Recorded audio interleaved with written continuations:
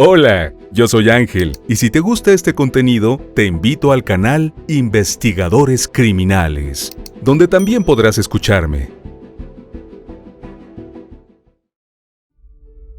El caso de Harrell Franklin Brady. Las huellas, los rastros, los indicios y las evidencias ayudan a los investigadores a resolver los crímenes. El pasado de la víctima y del victimario nos ayudan a comprender su comportamiento. Todo esto forma parte del expediente criminal. Y aquí te lo presento. Soy Ángel y te doy la bienvenida a este canal. Antes de empezar con el video, recuerda suscribirte y activar la campanita para que recibas una notificación cada vez que suba algo nuevo. Tampoco se te olvide al terminar dejarnos tu me gusta.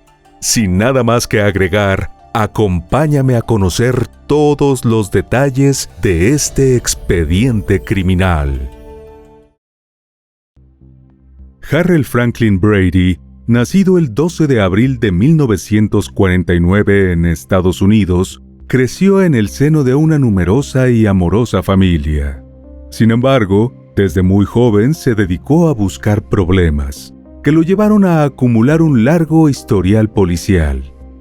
A pesar de su comportamiento pendenciero y su conocida tendencia a mentir, robar y estafar, antes de los 30, Harrell se había establecido con su esposa Citeria y los hijos de ambos. Uno de ellos, Harrell Jr., reconoció más tarde que lo recordaba como un buen padre y esposo, hasta que tuvo 11 años, pues a partir de ese momento, Harrell pasó los siguientes 22 años tras las rejas. Prácticamente dejaron de verlo. Su único contacto fue a través de llamadas telefónicas al presidio. En septiembre de 1985, Harrell, de 36 años, fue sentenciado a cumplir 30 años por una seguidilla de delitos cometidos justo un año antes. En esa oportunidad, el criminal, quien supuestamente trabajaba como obrero de la construcción, fue hallado culpable de robo agravado, allanamiento de morada, secuestro e intento de homicidio, entre otros delitos. Harrell fue llevado a la corte de Miami-Dade, en Florida, Estados Unidos, para ser procesado. Mientras esperaba por la audiencia, atacó a uno de los guardias que lo custodiaba, lo estranguló hasta fracturarle la laringe y lo dejó esposado antes de darse a la fuga. Al poco tiempo fue recapturado y llevado al hospital para tratar las heridas que sufrió cuando huyó del juzgado. El delincuente desarmó a 2 agentes que lo resguardaban en el centro de salud y volvió a escaparse. Estuvo en libertad durante poco más de un mes. A pesar de que era buscado por la policía, durante 2 de esas fugas cometió varios delitos graves, por los que finalmente fue procesado y condenado. En uno de esos incidentes, robó y golpeó a un pastor asistente. En otra ocasión, el 29 de septiembre de 1984, el prófugo ingresó armado y sangrando a una casa en un tranquilo vecindario de Hollywood Hills, en Miami, con la intención de robar y llevarse el auto de la cochera. En el inmueble se encontraban los propietarios, Lorraine Cole, de 67 años, y su esposo Joseph, de 78. Harrell no tuvo reparos en golpear a los ancianos y dejarlos encerrados en el armario de su habitación antes de huir con el vehículo de la pareja. Afortunadamente, los Cole sobrevivieron al ataque. Un par de semanas después del incidente, Harrell fue detenido en Georgia, en el vecino estado de Atlanta, mientras conducía a otro automóvil robado. Finalmente fue trasladado para responder ante la justicia en Florida. El astuto Harrell decidió sacar provecho a su estadía en prisión para formarse como asistente legal. Además de ejercitarse a diario, se unió a una congregación cristiana en la penitenciaría y desde ese momento se convirtió en el prisionero modelo. Gracias a su aparente buen comportamiento, Harrell cumplió solo 13 de los 30 años a los que fue sentenciado. Fue así como en junio de 1997 salió en libertad condicional y se instaló con su familia en un tranquilo vecindario situado al norte de Miami-Dade. Harrell se esforzaba por mostrarse ante todos como un ejemplo de la capacidad del sistema penitenciario estadounidense para reformar a un delincuente recurrente y devolverlo a las calles como un hombre decente. Pero más pronto de lo esperado, el monstruo que tanto se empeñó en ocultar emergería de las sombras para no desaparecer nunca más. Harrell y Citeria asistían con regularidad a la iglesia local, pero mantuvieron en secreto el pasado. Nadie sospechó jamás que el agradable y servicial vecino había salido de la cárcel 17 meses antes. También ignoraban su prontuario policial y los violentos crímenes por los que había sido condenado. Entre los miembros de la congregación estaba la madre soltera Shandell Maycock, de 22 años, quien siempre acudía a los servicios religiosos con su pequeña hija Quatichá, de 5 años. Desde su nacimiento, comenzó a llamarla Candy, caramelo en español, por ser una niña de rostro angelical y muy dulce. A los 16 años, Shandell mantuvo una relación con un hombre casado mucho mayor que ella y quedó embarazada. Su familia no tomó muy bien la noticia y la echó de la casa. Sin amilanarse, se inscribió en un programa de apoyo para adolescentes embarazadas y pudo obtener su diploma de secundaria. Cuando su hija nació, tuvo que aprender a arreglárselas para salir adelante sola con la bebita. Las cosas comenzaron a mejorar cuando a mediados de 1998 empezó a trabajar como recepcionista en una oficina, no muy lejos del pequeño apartamento que alquiló en un complejo del mismo vecindario que los Brady. Aunque el salario era poco, le alcanzaba para cubrir los gastos básicos y además disfrutaba lo que hacía. Sin embargo, sus ingresos no eran suficientes para comprarse un auto. Así que siempre dependió de algún buen samaritano que la llevara a buscar a la pequeña Candy a la casa de un familiar que la cuidaba. Candy fue descrita por su madre como una niña alegre, inteligente y muy cariñosa, que disfrutaba de los cuentos y de los juegos con muñecas. Poco antes de que entrara al jardín de infancia, ya había aprendido algunas letras, números y colores. En ese tiempo, a través de un amigo en común de la iglesia, Shandell conoció a Harrell y Citeria, ambos de 49 años.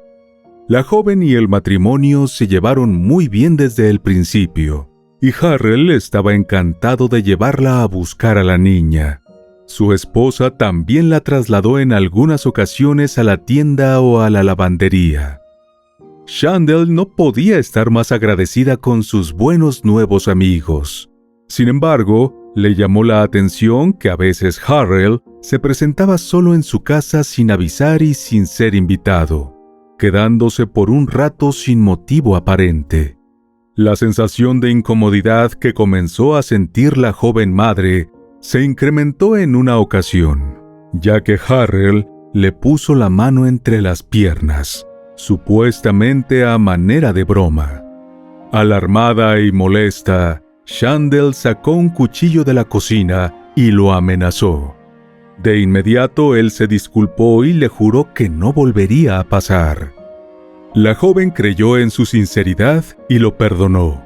Posteriormente, Shandell declaró que desde ese día él se comportó con normalidad, sin ninguna insinuación similar hacia ella, por lo que decidió dejar el incidente en el pasado, pero pronto se arrepentiría de haber confiado en Harrell. El viernes 5 de noviembre de 1998, Harrell pasó por el trabajo de Shandell y la llevó a su departamento. Una vez que él se marchó, ella se dispuso a llamar a sus conocidos para pedir que la llevaran a recoger a Candy.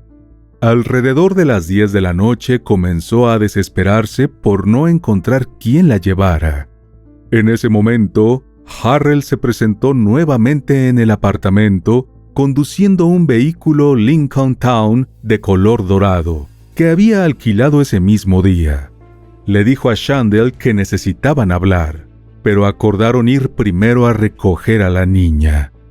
De regreso, la joven acostó a Candy y comenzó a limpiar la casa con la esperanza de que Harrell se marchara. Había sido una semana larga y estaba cansada, pero él insistió en que necesitaba hablarle. Shandell finalmente accedió, pero antes de que él pudiera decir algo, sonó el teléfono y ella lo atendió. Tras un breve diálogo, colgó.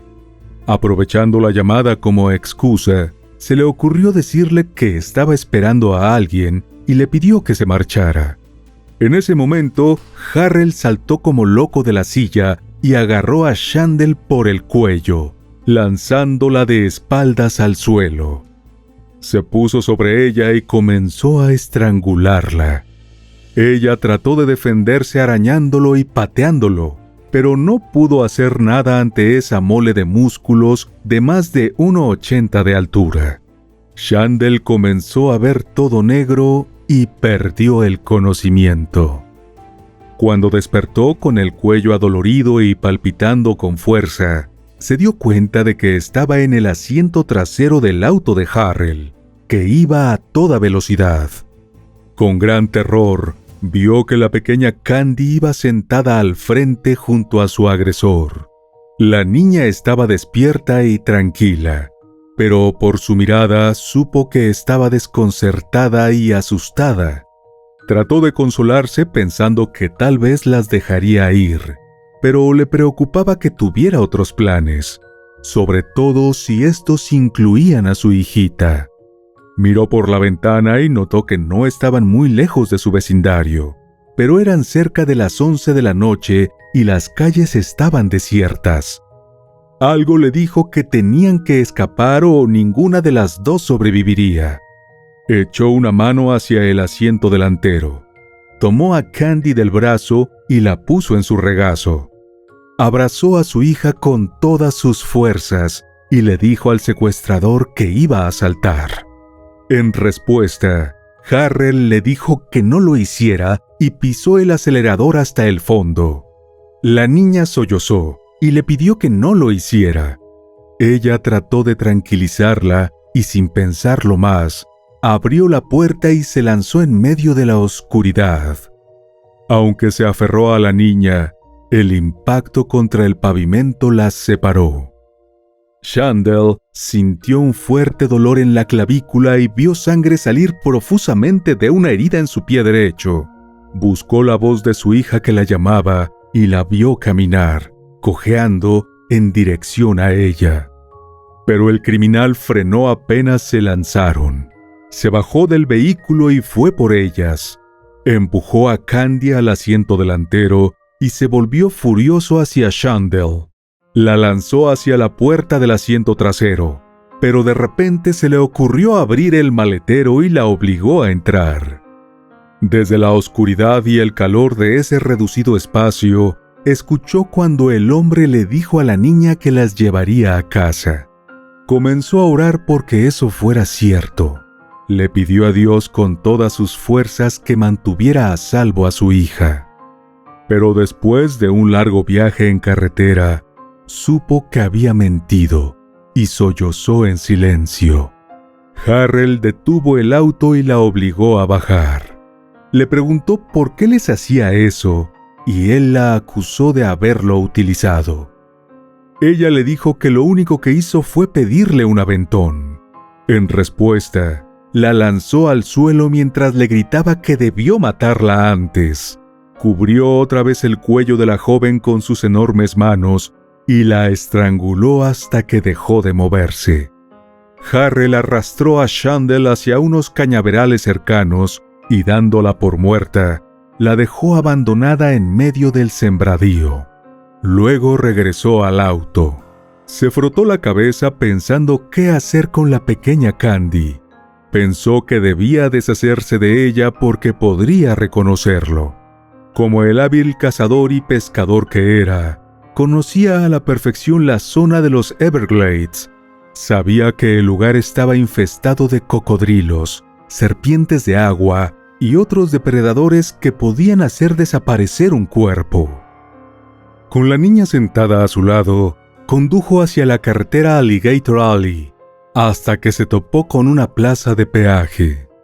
Al oeste de ese punto estaban los puentes bajo los cuales fluían las aguas que servían de hábitat a los lagartos. Sonrió para sus adentros pensando que a esa hora de la noche no habría nadie cerca. Harrell detuvo el vehículo en el puente situado cerca de la milla 34 y desde allí lanzó a la pequeña. La cabecita de la niña se estrelló contra las rocas y sin el menor remordimiento, el hombre se dio vuelta y se fue, dejándola sola, sangrando y a merced de los animales que plagaban las oscuras aguas. Condujo de regreso a su casa donde trató de borrar las huellas de su crimen. Entre las 2 y las 2:30 de la madrugada, su esposa lo escuchó llegar y salió a su encuentro. Según su testimonio, lo vio en la cochera limpiando el auto con un paño. Citeria escuchó el sonido de la lavadora en funcionamiento. Cuando levantó la tapa de la máquina, vio que adentro estaba la ropa que Harrell llevaba cuando salió la noche anterior. Harrell inventó una excusa y la pareja se fue a dormir sin pensar más en el asunto. Pero el destino le tenía preparada una sorpresa al violento exconvicto. Al amanecer, a kilómetros de distancia, Shandell se despertó adolorida en medio del cañaveral donde la abandonó. El primer pensamiento que le vino a la mente fue el rostro de su pequeña hija. El dolor punzante en el pie sacudió el último resquicio de aturdimiento. Sintió la sangre seca entre los dedos y las decenas de picadas de insectos y rasguños que cubrían su piel de pies a cabeza. Miró hacia el horizonte y vio la franja de agua y autos que se desplazaban por la carretera. Ansiosa de llegar allí para buscar ayuda, se incorporó como pudo, pero volvió a desplomarse. Estaba muy débil por los golpes y la pérdida de sangre. En un relato posterior, dijo que en ese momento volvió a orar para tener las fuerzas suficientes para salir de allí y rescatar a su hija. Descalza y aturdida, usó toda su voluntad para llegar a la vía. Allí agitó sus brazos pidiendo ayuda a los conductores. Menos de una hora después, la angustiada y malherida madre fue admitida en la emergencia del Hospital Glades. Los paramédicos que la trasladaron ya habían avisado a la policía sobre la niña desaparecida. La desesperada Shandell les contó a los detectives que acudieron al hospital todo el infierno que vivió la noche anterior. Les dio la descripción de su hija y señaló al responsable. 2 detectives se dirigieron a la casa de Harrell y Citeria, pero al momento de llegar, lo observaron salir y alejarse en el vehículo dorado. Lo siguieron hasta una gasolinera cercana y se le acercaron mientras cargaba combustible. Cuando los investigadores le preguntaron por primera vez sobre Candy, Harrell negó tranquilamente tener conocimiento de su paradero. Sin embargo, cuando le informaron que Shandell estaba viva y lo había implicado en la desaparición de su hija, su reacción fue muy diferente.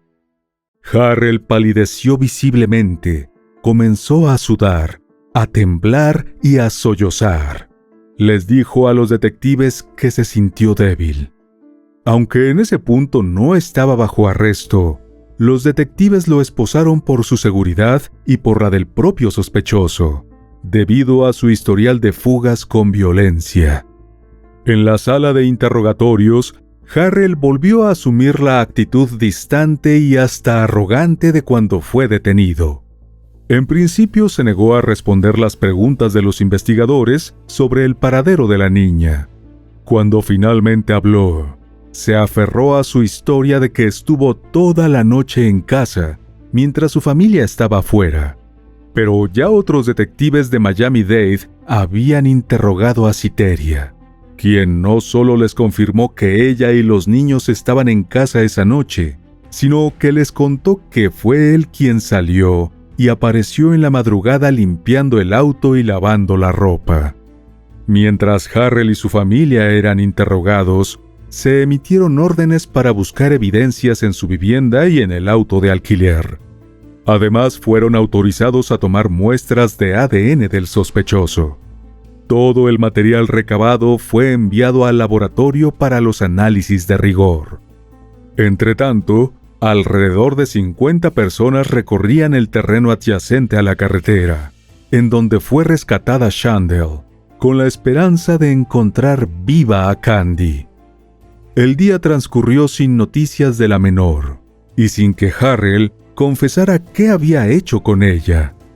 A la mañana siguiente, los investigadores salieron a buscar el desayuno y al regresar, encontraron a Harrell descalzo, parado en la silla y apretando con sus manos la rejilla del aire acondicionado en un evidente intento de fuga. Antes de que los detectives pudieran decir algo, les dijo que los llevaría con la niña. El sospechoso fue llevado al cañaveral y en determinado punto juró que había dejado a la nena junto a su madre, pero no era cierto. Tras nuevos interrogatorios y luego de 40 horas de la desaparición de la pequeña, finalmente Harrell decidió revelar que la llevó a Alligator Alley, los condujo a una rampa de botes y dijo que la dejó ahí, viva. La policía sospechó que solo estaba haciendo tiempo para que el cuerpo desapareciera. Al llegar la noche, los investigadores suspendieron la búsqueda hasta el día siguiente, cuando estaba previsto que se sumaran unidades caninas, helicópteros y buzos, pero no fue necesario. Alrededor de las 7 de la mañana del 9 de noviembre, recibieron una llamada que descorazonó a todos los que buscaban a Candy. 2 pescadores encontraron el cuerpo de una niña flotando en el agua, en un canal paralelo a Alligator Alley, cerca del marcador 34 de la carretera. Tras el operativo de rescate de los restos, los llevaron a la morgue, donde se comprobó que pertenecían a Quatichá Candy Maycock, de 5 años. El examen forense reveló que al cuerpo sin vida de la niña le faltaba el brazo izquierdo. Probablemente había sido arrancado después de la muerte por un cocodrilo. También presentó quemaduras por roce, consistentes con haber rozado contra una superficie dura y plana, como cuando se deslizó en la carretera con su madre al lanzarse las dos del auto. Además, tenía mordeduras de lagarto en el torso y la cabeza, producidas mientras aún estaba viva, aunque probablemente inconsciente. La autopsia determinó como causa principal de muerte un traumatismo contundente en el lado izquierdo de la cabeza, lo que concordaba con la caída sobre las rocas. Pese a todas las evidencias en su contra y el testimonio de testigos, incluida su familia y la víctima sobreviviente, tuvieron que pasar 9 años para que se hiciera justicia por la muerte de la inocente niña. Gracias a los conocimientos del sistema legal que obtuvo en sus constantes visitas a la corte como acusado y a la preparación que adquirió durante su último encierro en prisión, Harrell se las arregló para ralentizar el proceso legal en su contra. Despidió abogado tras abogado, luego se representó a sí mismo y más tarde aceptó nuevamente ser defendido por abogados. Finalmente entró en la corte para ser juzgado en julio de 2007. El 15 de octubre de ese mismo año, apenas 2 horas le bastaron al jurado para hallarlo culpable de 7 cargos, incluidos 2 cargos de secuestro, asesinato en primer grado e intento de asesinato. Una semana después fue condenado a muerte. Tras recibir la condena, Harrell intentó varias apelaciones y además trató de utilizar un tecnicismo legal para obtener una nueva audiencia. En noviembre de 2012, la Corte Suprema de Florida rechazó una moción para anular la condena de Harrell Franklin Brady, de 63 años, por el intento de asesinato de Chandel Maycock y el asesinato de su hija de 5 años. Sin embargo, en junio de 2017, la Corte Suprema de Florida confirmó la condena del caso dirimido en tribunales del condado de Miami-Dade, pero ordenó una nueva audiencia de sentencia. La decisión se tomó debido a un fallo de la Corte Suprema de Estados Unidos, según el cual el sistema de sentencias de pena de muerte de Florida era considerado inconstitucional, pues otorgaba a los jueces demasiada autoridad que debería ser para los jurados. No se fijó una nueva fecha para la sentencia. Ninguna madre debería perder a un hijo a tan corta edad, y menos de una forma tan cruel como ocurrió con la inocente Candy.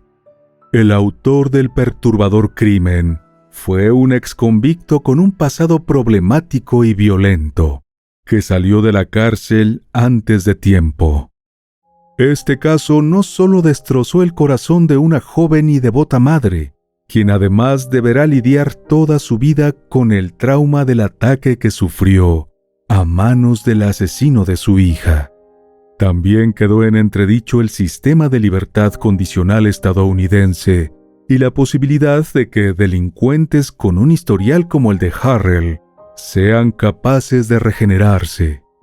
Esta historia también nos enseña que debemos estar atentos a cualquier señal, por pequeña que parezca, porque detrás del amable vecino con buenas intenciones puede esconderse un ser perverso, capaz de arrebatarnos en instantes aquello que más amamos. Y bueno, querido oyente, hasta aquí el caso de hoy. Te espero en otra entrega para que juntos analicemos todos los detalles de los más terribles crímenes de la historia. Nos vemos hasta el otro expediente criminal. ¡Adiós!